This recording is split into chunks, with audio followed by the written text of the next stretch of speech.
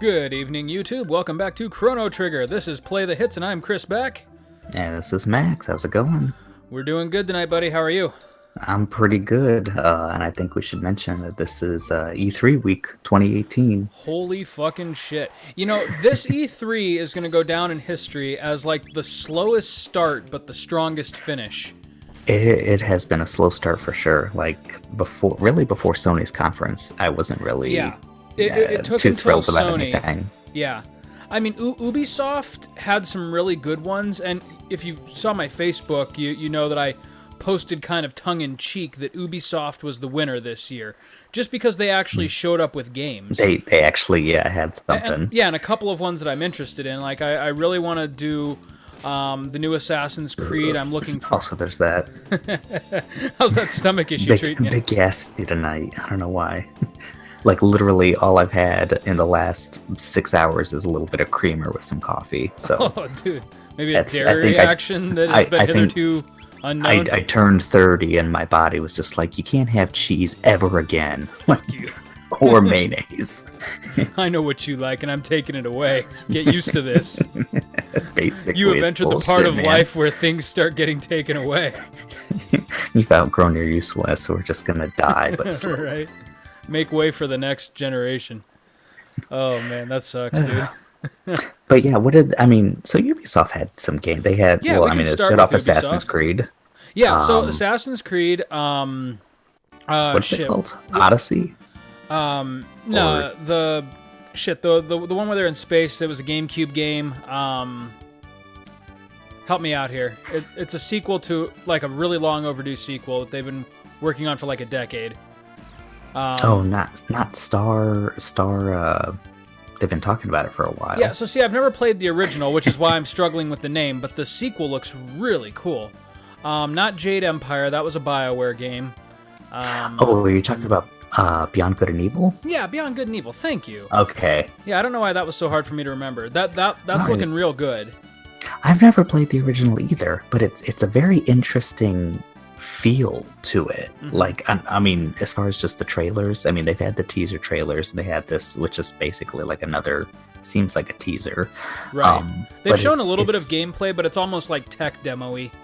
Oh, I didn't even see that. Yeah, but it was from, like, not E3, it was from a while ago. They just showed, like, what they're able to render in real time, and it looks pretty cool. But, yeah, again, like, nothing major to go off of other than, like, a really interesting premise, which I am all about.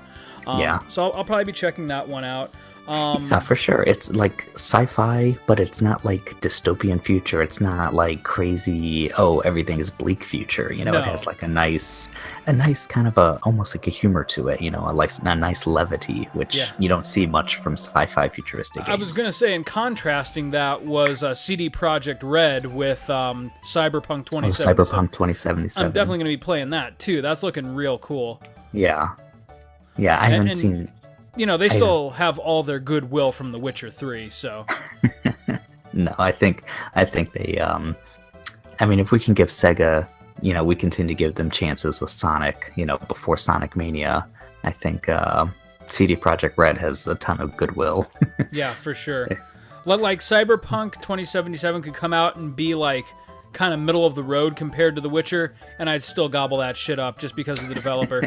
It's kind of like Squaresoft with Final Fantasy. They're still, like, 20 years later, they're still riding high for me from the Final Fantasy games of the 90s. Final Fantasy, from this, yeah. Like, if anyone else had released FF15 under a different name, I probably would have been like, yeah, it's all right, and then just never play it again. But, you know, I still play it. I hope someone PS4. else takes this Warp Strike thing and does something with it. But yeah, and the story was, you know, Arden was a good character, of course. Oh yeah, like I said, it would have been good for its merits, but nothing remarkable. But because it's Final Fantasy, you know, I've got like fucking the limited collector's edition sitting in my living room, and it was a day one purchase. Yep. And because waiting 10 years for it and hyping it up in our minds so much, you know, which was just as much fun, you know, if not more so than the actual release and playing the game. Oh yeah, for sure. But that like, first all day the playing it, speculation. and with seeing how open the world was, that was pretty cool. That was glorious. And again, the intro to the game was cool. Yeah. But long story short, that's basically what CD Projekt Red has going for them now. Oh yeah. I mean, Witcher 3 is, it's. Yeah. I'm not saying it's. When I say it's a perfect game, that doesn't mean it's my favorite game of all time. Although it's in the top 10 easy. It is actually perfect. It's a perfect game for what it is. It's a perfect game. Yep, it is the quintessential Western RPG for me right now. Seriously, it's what got me back into Western RPG. I mean, I'm not a big Western RPG guy, you know, but now it's like, like the confusion. Yeah, we're just cackles like a lunatic. In this game are just really funny. They are. Yeah, that's one thing. Deviating real quick. That's one thing that I love about this game so much is that despite how wonderful its gameplay and story are, it doesn't really take itself too seriously. I mean, there's like some world-ending stuff, but it never deviates too hard from the relatively light tone. No, like it feels like an adventure all the way through. I feel like we've talked about that with Square's earlier stuff. Is that there is like a levity that is pervasive. You know, that is just not like it gone makes light these days. Yeah, it's kind of like how Marvel strikes that balance with some of their movies. Yep. Yeah, not like Thor Ragnarok where it's maybe too funny, but there's maybe like Avengers. Yeah. Yeah. Like even with Infinity War, it struck a balance between like moments that were genuinely funny and lighthearted versus a relatively dark plot. You're about to go to jail. Yeah. Aren't you? Is this the part? Breaking rocks in the hot sun. I fought the law and the law won. Yeah. Anyway. But yeah, I know what you mean. And that's again one of the reasons that CD Projekt Red is probably the studio that I'm following most closely right now. Simply because of the goodwill they built up with The Witcher. Striking that perfect balance, which is kind of completely missing from Square Enix's most recent thing. Yeah, that's true. That actually kind of brings us back around, because that was my most disappointing show for E3. Like, I don't even know why Square Enix bothered showing up this year. They just didn't have anything major for us. A Monster Hunter, Final Fantasy XIV crossover, and like two kind of like really vague trailers for games that I have no idea what they are. Oh, I just caught the highlights. I was like, okay, what's coming out of the Square Enix one? Quiet Man and Babylon Falls. What the hell is that? Yeah, and Babylon Falls.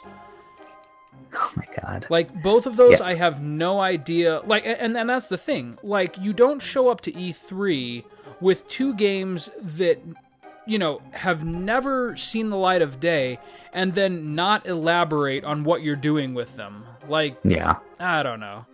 Just weird, goofy shit on their part. I mean, it was really frustrating because they know what people want to see. And seriously, I mean, don't get me wrong. I know why we're here. Yeah, I mean, I'm not like incredibly psyched just yet for the FF7 remake. I'm looking forward to it, but they knew that is what people wanted to see from them, and they didn't even acknowledge it. The Kingdom Hearts 3 they didn't gameplay, say anything. Yeah. The Kingdom Hearts 3 gameplay looks good, and I'm excited for it, which is actually the most excited I've been for a Kingdom Hearts game since like 2005. Yeah, seriously, since like the second one, basically. Yeah, because all these like in-betweeners, I've just skipped them, to be honest. Me too. Like, Me too. 2 was good, I enjoyed 2, but then after it, like, the story premise didn't get me invested enough that I was going to play all the spin-offs. It's also really freaking confusing. Even 2, it started getting pretty convoluted. Out there. And now with, and Birth by Sleep, I know some of them are important. Birth by Sleep is apparently pretty important. Dream Drop Distance is important. And maybe I'll play them before I play 3. Like, I'll blast through them real quick. I was kind of thinking about getting the HD collection on PS4. Building that goodwill, saving that cat. Yep, that's right. Thank you, Mister. But yeah, I have the first and second ones for the PS3, and it's like, I don't think I really need them for the PS4. They're probably the same exact thing. Yeah, see, I only have like the 2 original PS2 games, so like the collection that includes the remakes of the portable games, that could be interesting. Like, I might pop it in, decide like, hey, these just aren't what I'm into, and never play it again. But for $20, like 2.5, I think is definitely a good deal. The first one, I mean, it includes the first game, whatever. But 2.5 has, not only does it have 2, but it has Birth by Sleep. Yep. It's like, that's that's a pretty good deal for like $30, whatever you can get it for. Yeah. Yeah, why You not? can probably get it used pretty cheap. I haven't really checked, but I was thinking about that. But looking at Kingdom Hearts 3, it kind of looks like a return to form. You know, like they're kind of back into the magic Disneyland sort of vibe, as opposed to, why did that fucker vote me guilty? Yeah, seriously. I think I did everything perfectly. Maybe I initiated contact or something. And yeah, but I think that's what you're supposed to do. You're supposed to shift the blame away from Marlee, and they're supposed to see that as you just being an upstanding young man. I mean, I'm going to get almost all not guilty, but still, what an asshat. Anyway, but yeah, so the vibe that I like about Kingdom Hearts 3, it really looks like they're coming in strong on the Disney end. Yeah. As opposed to like the really, like almost like expanded Final Fantasy VII character shit that they got into with the... A little bit with the second one. Yeah. And even with the second one too. And I mean, it seems like Organization 13 is back, but at this point, like, I actually do understand who they are. I remember that from 2, so that won't be too big of a deal. As long as they don't go too far with it. I think it's like a new organization, and apparently a lot of them are like literally different versions of Ansem or something. Oh, which that's I think I think Dream Drop Distance kind of established that the new organization is a lot of different Ansems from different times, and then has also, you know, Xemnas is nobody, and blah blah blah. And they even brought back like the brown hooded Ansem from the beginning of Kingdom Hearts 1. Yeah, I saw that. Yeah. I'm thinking what they really need to do with that game is include like a 45-minute long DVD, like, here's what you missed, in case the last game you played was Kingdom Hearts 2. Because realistically, this game is actually like Kingdom Hearts 5. Yeah, seriously. There's been at least 2 other huge ones that... And like major main plot reveals, too, which is kind of odd to do for like portable games. Stuff that you need to know. Yeah. It seems like that they're really... You know, not only are they building these Disney worlds, and they look really fleshed out, like the Toy Story world and Frozen and everything, but they're hopefully incorporating them. Did you see the freaking Pirates of the Caribbean one with like the freaking photorealistic Jack Sparrow? Yeah. Yeah, I was like, okay, we're going back there. You know, we've already been there in 2, but it looks really good. Like naval combat and everything, and then... Oh yeah, that looked nuts. I saw that. That's actually probably the best part of that. The Sony... version of the trailer is the naval combat. I was like, oh, that looks pretty cool. And so that was actually going to be my point, was that Square Enix itself didn't need to show up at all. It could have just been like, this is coming to PS4. They could have just jumped on to Sony's show, and then people were like, okay, so Square Enix is holding out on E3 again, but at least they gave us some really cool updates. Yeah. And with their own show, it kind of looks like, hey guys, look at this thing that's like, you know, you're supposed to be impressed by this. It's like, wait, what do you? It just makes them seem out of touch. Yeah, like it was not great. And like, this is supposed to be good. You know, I sound like an asshole, but but it is true. I mean, like there's a right way and a wrong way to get people drummed up for your exhibition, and that was the wrong way. And I feel that's what they did with the remake when they first announced it. Is it was part of Sony's show, and again, if that's what they need to do, like, you know, every company has their strengths and weaknesses. I feel like PR is really not like Square Enix's thing these days. Like they just don't know how to engage their audience. Like even when they're doing things that they want, like they're so aloof and like dodgy about it. Like, and they have like 10-year development cycles, which they introduce like 7 months before they've formally started with the projects. You know, so again, like expos really aren't their thing. They should stick to like, you know, Sony and Nintendo booths and actually show games that are coming along. Okay, that's what they should do. Say, why the hell does Chrono have his sword? Yeah, right. Why did they not disarm him before this happened? Yeah, that was a mistake. That was a mistake. I'm sorry. There's some things that you deserve to die for that. I think I get to hear from the and when they make these shows and actually have their own show, like you said, I mean, 1 or 2 games, Kingdom Hearts, I'm excited for that. That's great. That's the best thing to come from them. But that definitely wasn't like the starting point of their own show. Yeah. And they could have just latched onto someone latched on Xbox's, latched onto Sony's. Yeah. But having their own thing, it's like they feel like and this is something they've done in the past too, is they feel like, okay, we're at E3, we gotta like make a release date or something, and if we don't have a solid release date, we shouldn't even show the game at all. Like, you can show us something. Like, and apparently even a year ago, they were saying that they had like more video for Final Fantasy VII, but I think what they're doing is they're kind of scrapping. Yeah, they're scrapping. That's the report over. Is that they're starting fresh on that game, which again is fine, but really don't announce it then if that's even in the realm of possibility. Yeah, I mean, like, how can you predict something like that? I understand, but I don't know. Like, they talked such a big game for that, and then to have nothing, like I said, I'm not the biggest FF7 super fan in the world, but at the same time, I am excited for it because it's something new and it's something Final Fantasy, and it's pretty much the only dog in the race right now. Yeah, so I'd really like it to show up. if they have this like a better vision, they didn't like where it was going or something, yeah, sure, that's one thing, but you really made a big deal about it, and for it to be kind of like a false start where it's like, yeah, we're just going to make this really cool trailer and now we're going to show it off, like, just show it off later, like, and then say, oh, by the way, it's coming out early next year or something. Like, that's going to get people really hyped, and there's not going to be any ill will for not showing it before. You're going to get more ill will from people waiting for it for 10 years. Yeah, exactly. What they should have done this year, like, if they are doing like a hard restart on that project, they should have at least owned it and had the director show up and be like, hey, so this wasn't the quality of the product that we wanted to make for you guys. We're starting over. Here's like a screenshot of what we're kind of working on, or like a character model or something. We're really sorry for the delay, but we promise we're going to make it worth it. Here's what we want to do with this project. And I can see some people being like, oh, no, they shouldn't do that. People are going to get worried and they're going to have bad press. But like, literally, they already do. Yeah, well, like, exactly. How can it be worse? It can't be worse than absolute silence, which is what they're giving us. Yeah.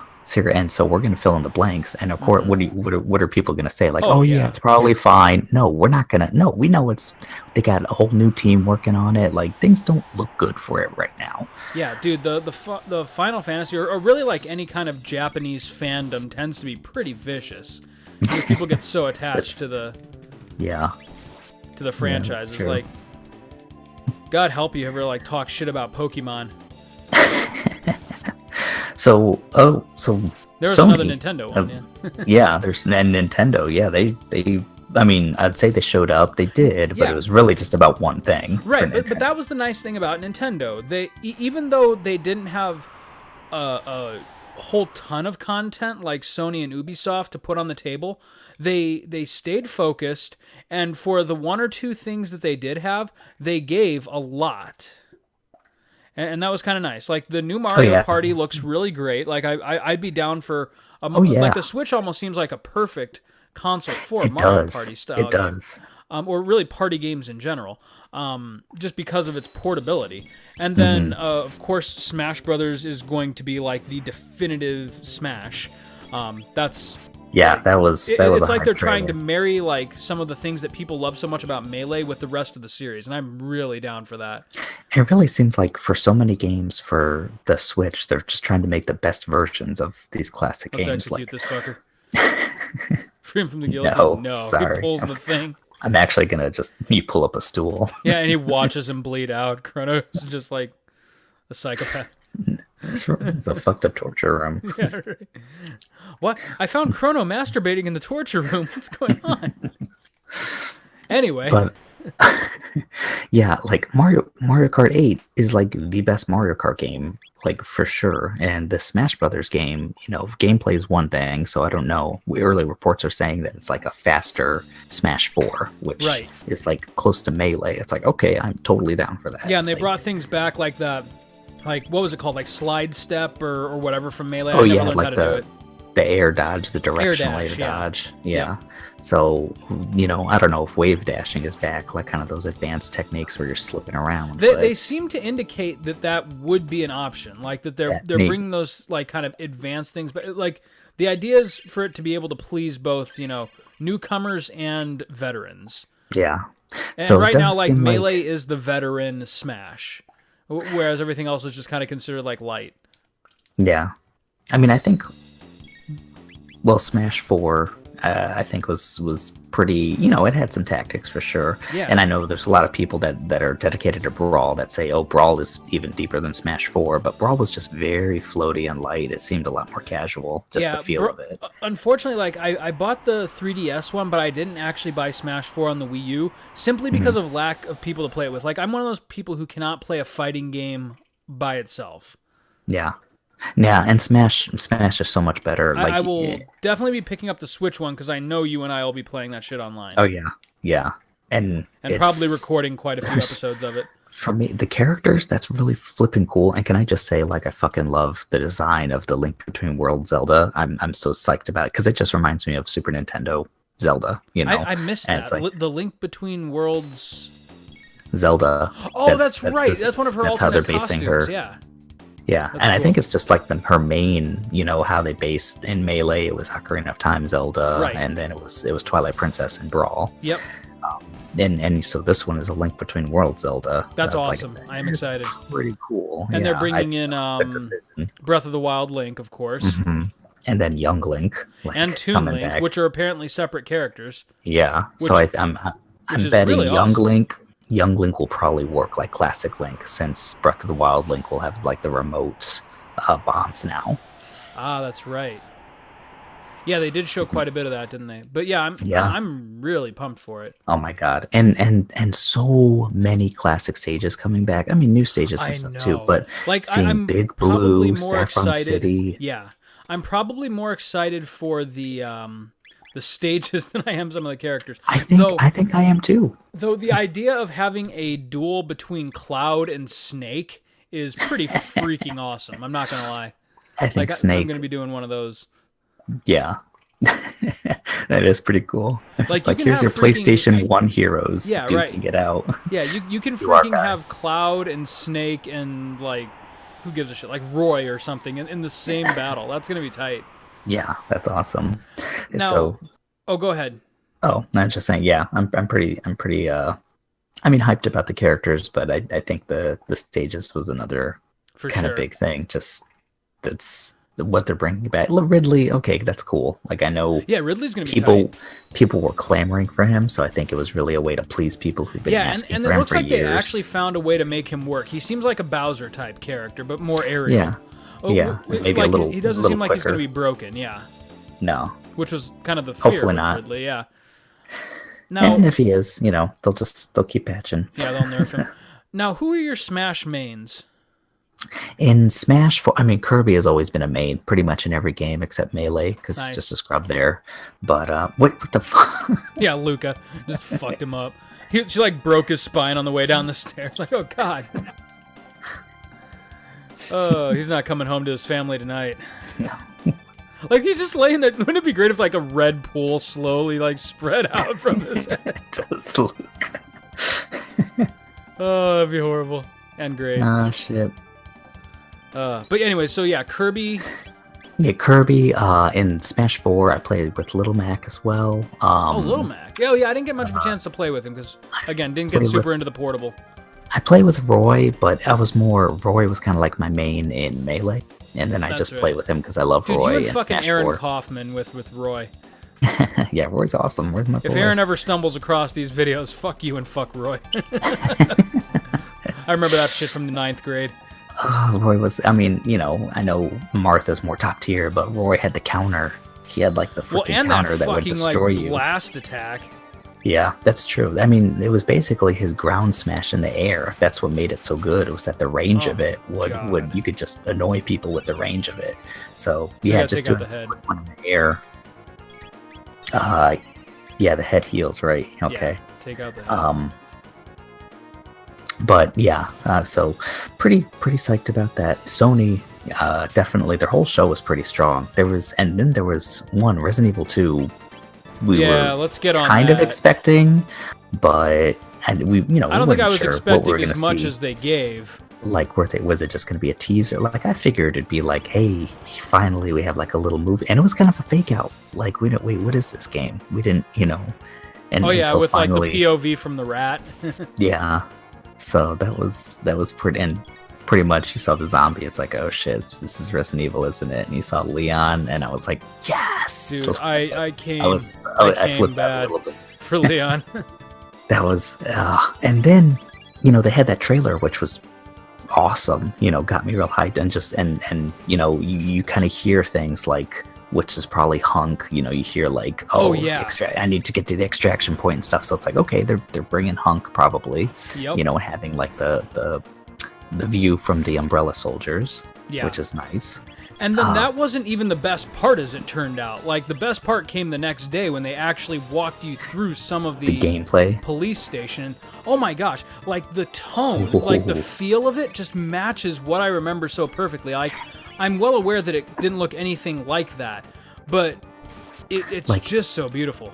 It was super scary, one, but two, yeah, like some of it you would Luca, yeah. Huh, I'm actually going down, I think. What the hell did I do wrong? Oh, revive Luca. Yeah, if I can. Damn. Shit. Damn, this thing just keeps... There we go. Up. Okay. Is that going to get it? There it is. Okay. Now I have some breathing room. But first of all, the tone of it was like, scary as hell. Like the light, and like when he's like opening the great door, and it's just pitch black, and he's like barely shining his flashlight, and I'm like, what the fuck are you doing, man? I kind of thought going into the game that I was really gonna love it, but I wasn't going to be afraid of it, like in the old days. No, scratch that. No, it looks scary. Oh my god, does it look scary? Like already, I'm like, okay, Resident Evil 4 brought the scares for sure, but Resident Evil 2 was the scariest game out of all of them. Yeah. Well, I mean, I was going to say, like, it's kind of a toss-up for me between 2 and 7. And 7 just because it deviated so hard from the from the usual. Yeah. 7 seems like a I don't know, not psychological, although that's definitely there. Well, it starts off as a psychological, and then it starts off psychological, and then for the second half of the game, it goes back into kind of the familiar Resident Evil tone. Which was great because I need to play through this game. Wait, you haven't played through that all the way? No, I haven't. Dude, and you know what? I'm kind of thinking there's a like playthrough for us. I kind of want to do it in VR. Like I would definitely do a playthrough with you. Dude, like, I'm trying so hard to do a VR playthrough of that game, but at a certain point, like I actually start to feel motion sick. Like that's the only VR game so far that I can honestly say that about. Yeah. Dude, I'm just tearing through my potions. Yeah, this thing is harder than I remember it. Yeah. I mean, it's not easy. It's not an easy boss. It just keeps killing you. It's faster than I remember it. And the first time, if you don't go for the head, you might die. Tight. There we go. Okay. We got it. But the ding gameplay. This is fucking cool. Yeah. Chrono's like, fuck you, I remember him like kicking it down or something. Oh no, it blows up and then it collapses the bridge. Okay.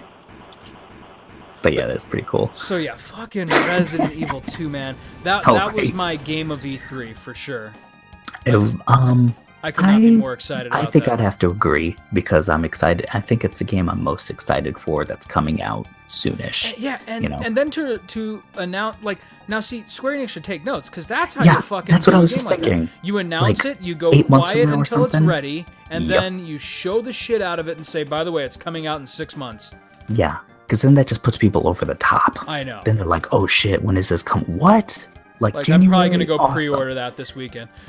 Seriously. Resident Evil 2, I have such good memories of that game. That's one of the games. It was like that game and Final Fantasy VII, literally, was what got me to get a PlayStation. That was the PS1 era in a nutshell. Like Resident Evil 2, Metal Gear Solid, Final Fantasy VII. Like, seriously. When you think about like the defining moments of that generation of consoles. That was video games right there. Yeah. Like, and as a horror game, like horror games weren't really on the map before Resident Evil, and Resident Evil 2 just put it into the spot. Or at least they certainly weren't mainstream. Like they weren't like something that people went out of their way to play because they tended to be sluggish and almost kind of boring, But then Resident Evil 2 or Resident Evil, and to a greater extent Resident Evil 2, really like just nailed the pacing, nailed like the environment. It was perfect. And I'm pretty sure for us, like before Clock Tower, it was Resident Evil 2. You know, and that's what kind of got us into, let's get some more horror games. Let's get some more Clock scary Tower games. And then Clock Tower turned out to be really great. good. Yeah. Silent Hill was awesome, you know, but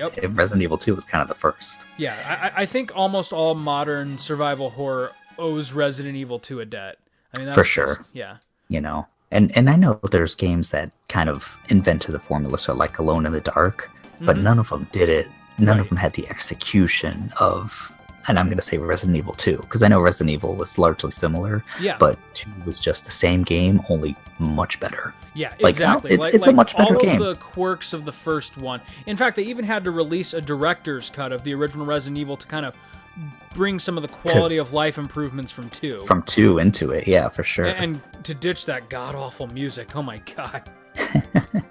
Some of the weird, crazy chiptune-esque music from the original game I like, so much so that I bought that version after I got the director's cut, and then I was like, actually, I want the original version as well. They're both good. So I bought that, and it was like $12 on eBay. So no, I've got Resident Evil director's cut sitting on my shelf, but strange enough though, that's still not my preferred version. I just love Remake. Oh, Remake is like, yeah, it's fantastic. Remake is probably my favorite Resident Evil. I mean, very, very narrowly eking out 2, just because what they did with Remake was they went back to that original, like, super atmospheric mansion, and they did everything right that they did with 2, only in a more modern setting. And so Resident Evil Remake just really hit the spot for me. That was, yeah. Like, I would say it's probably tied with 2 for my favorite. And it did so much right, and this, you know, everything was about it. It was so good, and then the graphics were. They still look good.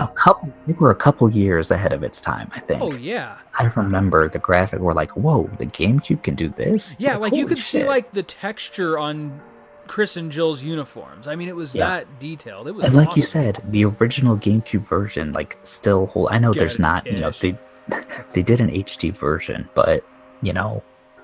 I know that game wasn't made for HD when it first came out, but it's almost like a shame that it wasn't, because it looks so good.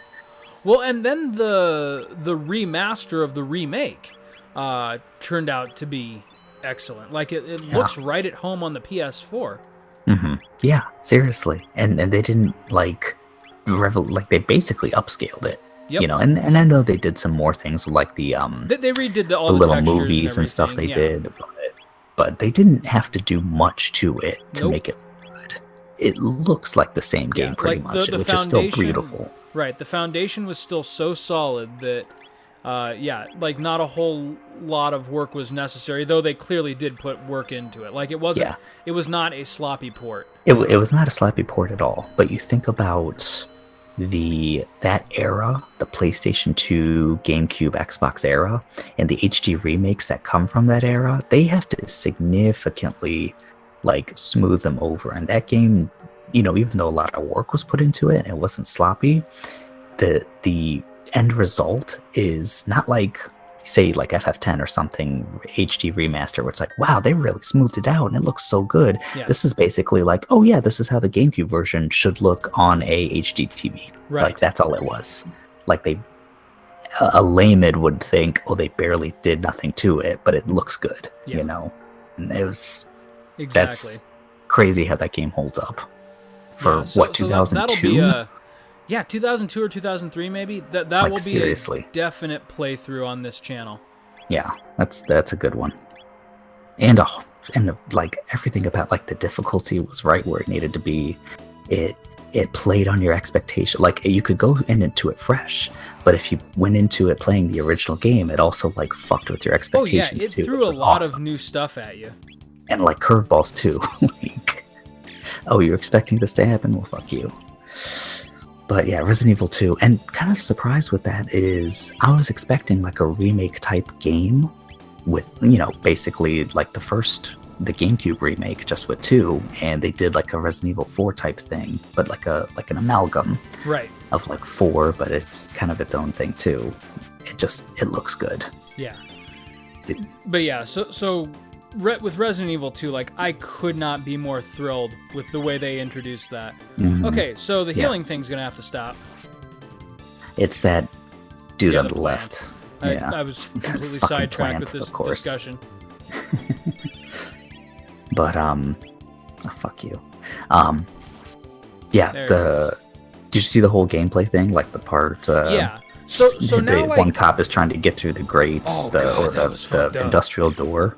Really like fucking Walking Dead moment there. Oh my god, that was like. He just pulled up to half of them. I was like, okay. I would have like tried to cram it back in, like no, no, thank you. So, like all the snakes that won't fit back into the can. Oh, God. Get in there, come on. I'll fix you right up, sir. Oh God. So actually going in now and like looking at the gameplay a little bit critically, the one and only concern that I have is how much Resident Evil 4 we're going to be getting. And by that, I mean, like, really solid gameplay and gunplay, which I'm excited about. Like, that'll be great for that kind of atmosphere. But I'm worried we're going to lose out on some puzzles. Because the progression through the police station seemed a little more linear. Like, what used to take, like, a key card to unlock those doors, he now kind of, like, forced up and, like, snaked his way through. Yeah. Which, is more realistic and more like kind of zombie apocalypse feeling. But at the same time, like, I want, like, the crests and the keys and all that good stuff back. Yeah. And that was very... Shit. Oh, these guys fucking steal stuff. Yeah, that's right. Just potions, but still annoying. Berserk ring. But yeah, I'm hoping for that too. That was a lot of the appeal of those games, and it just made it really interesting. Like, what kind of fucking police station is it? Like, we joked about it, but it was also cool. Like, and they like tried to explain it like it was it was designed by the same guy who did the Spencer Mansion, and like the mayor commissioned it to hide all his dirty secrets or something. Yeah, there was the chief, right? And maybe the chief, or chief. It was something like that. The one who tried to rape Claire. Yeah. You really did not get the full story on that game if you just played through one story. Yeah, like, you definitely had to play you missed the both. whole thing.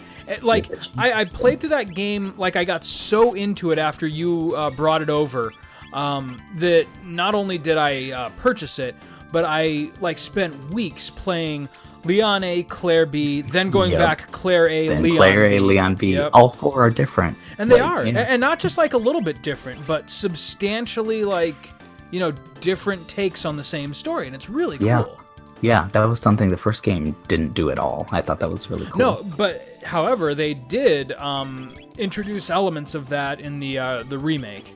Oh, yeah? Yeah, I mean, not as in-depth as Resident Evil 2, of course, but... Chris and Jill's story felt less like retreads of each other. Yeah. That's what I've got already. Basically, Chris's story was just the same thing, only harder. Yeah, pretty much. But yeah, it was good shit, man. I'm excited, and if they can just like show some gameplay of like, maybe Leon collecting an item to open a door or something, that's all I'll need. Yeah. Because you definitely have the limited inventory back from the first two games. The older games, yeah. Yeah, like that's what they were showing. So what did you think? Because this wasn't on my radar like at all, and once I saw the trailer, I was pretty stoked about it. The Ghost of, I think it's Tsushima? Oh, is that the samurai game? Yeah, I think it was the first game they showed in their presentation. From what I saw, the gameplay looks pretty tight. Gameplay looks cool. Yeah, it kind of came out of nowhere, so like I don't know quite how pumped I am for it. Yeah. The look of it, like there's lighting like effects. Yeah, and there's no heads-up display. Like it's all just kind of organic. I don't think this is accurate, but I was looking at it and I was like, this kind of feels like Witcher, but with samurai. He got on the horse. Once he got on the horse, and I was like, man, this kind of feels like that. And it's not quite, but just the look of it, like the lighting effects were nuts. Oh yeah, like beautiful. Some of the best I've seen. It was very beautiful. Yeah, I love that we've gotten into the zone with like we're not like quite ready to say the PS4 is aging out, but it's late enough in its lifespan where they're so familiar with the hardware that the games are like a noticeable bump up from what we were getting at the beginning of the console's lifespan. Yeah, that's true. That's very true. Looking at this game, it's like, this is, and of course they're playing with like the Pro and stuff, but sure. But hey, so the fuck am I? So yeah, I'm getting those lighting a pretty effects game on my 4K display. Yeah. Oh yeah, the HDR and everything. That's Dude, I'm thinking like we have to arrange like a special visit when Resident Evil 2 comes out and just like relive part of our like, 5th grade experience. oh, we could. I mean, depending on how they change the game, we could probably do that day. I mean, Resident Evil 4. I wouldn't say that about Resident Evil 4. Like that's probably a 10-hour game at least. Well, now here's the thing though. They did say they are expanding it quite a bit. Okay. I don't know what that means. I don't know if it means like double the length or like if you have to play just Leon like new and side Claire. areas or yeah. And that's what I was thinking. And that's what I'm thinking is it probably would be Leon and Claire. Like I don't know if they would just do side A, side B or whatever. They did say that like each character is getting their own story, but they didn't mention anything about like if you play through the Leon first, you'll get a different like basically splitting up the map like they did with Leon A and Claire B. Yeah, I need to do Fire Whirl. You need to do some fire, yeah. No. Hook these guys up. That'll do.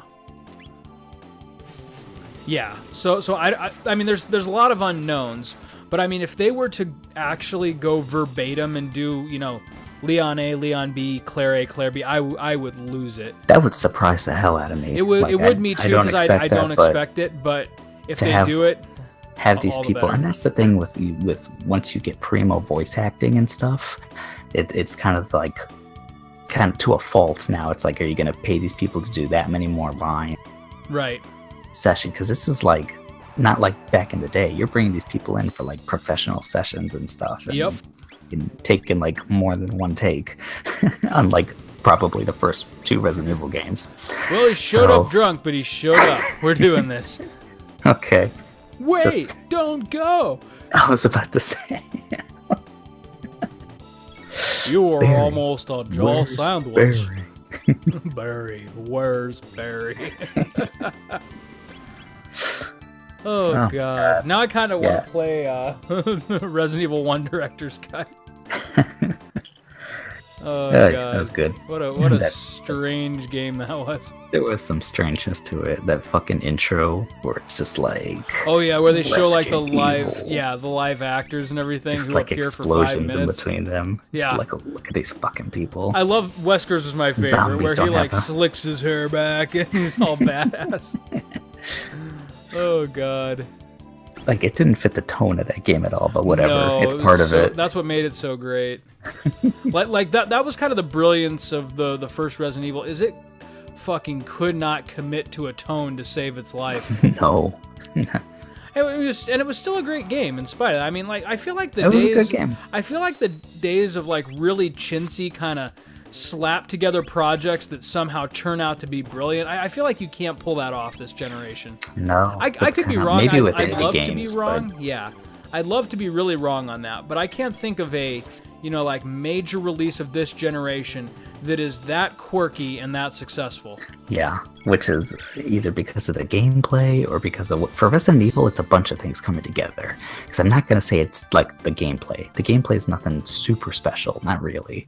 But it's like the puzzle aspect, the horror of it, the atmosphere. Oh, yeah. And just everything about it. And the difficulty, too, is part of it. There's a lot that goes into kind of what makes the games good. But it's something special. So, yeah, I guess part of, there is a worry that, what are they going to mess up, basically? But so far, like, I am extremely optimistic from what we've seen. Like, I feel like they just crushed the atmosphere, if nothing else. Like, even if the puzzles, for some reason, are sacrificed, which I don't think they would do. They seem to be taking it very, very seriously. Like, they know that people don't want another Resident Evil 5. And they seem dedicated not to do that. So, I don't know. I'm optimistic. Yeah. You know what we should do, Max? We should continue this conversation in the next episode. Okay. All right. Until next time. See you later.